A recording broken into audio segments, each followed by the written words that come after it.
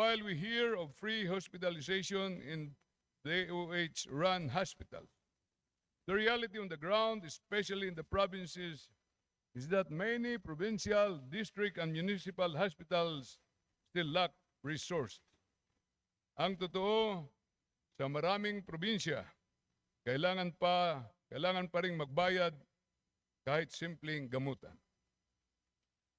WHO data shows the Philippines has only one hospital bed per 1,000 people, far below the global average of 2.7 and the World Health Organization standard of 3 to 5. Compare this to hundreds of provincial districts and municipal hospitals serving most Filipinos, especially in far-flung areas. The President's health claims sounded impressive until you asked someone who actually went to the hospital. PhilHealth daw covers emergency outpatient care. Pero ang kwento ng mga pasyente, konsumisyon na nga ang sakit, konsumisyon pa ang bill.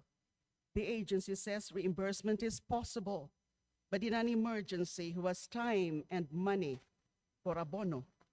Sa dami ng kwentong ganito, ang tanong, sino ba ang niloloko natin? The President says there's now a doctor in every town. Good.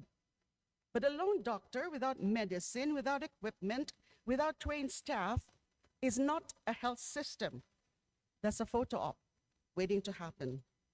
Zero balance billing has also been around for years, but walk into any public hospital and ask if it's real. Patients still choose not to seek treatment, afraid of the bill that might bury them deeper than the illness. If the goal is universal health care, then let's stop pretending we have arrived. We're still stuck in triage.